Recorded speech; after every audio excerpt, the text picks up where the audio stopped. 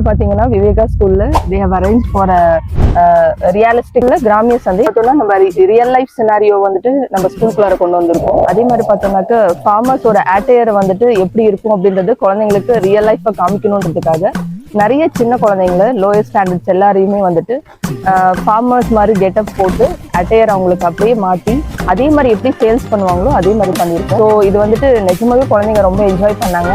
நான் ஸ்கூலில் நடக்கிற கிராமிய சந்தை வந்து இப்போ தான் முதல்ல பார்க்குறேன். ரொம்ப நல்லா பண்ணியிருக்காங்க.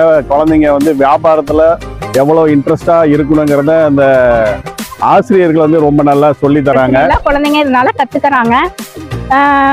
காய்களோட பேர், அதோட ரேட்டு எவ்வளோங்கிறது எல்லாமே தெரிஞ்சுக்கிறாங்க.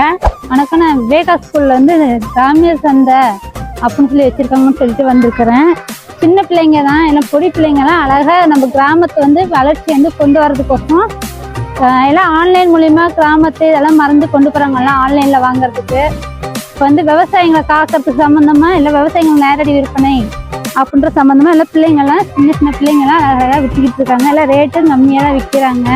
அந்த வெஜிடபிள்ஸு, ஃப்ரூட்ஸு அவங்க கொடுக்குற ரேட்டு எல்லாமே அதே மாதிரி இருந்தது. ரொம்ப நல்லா இருந்தது.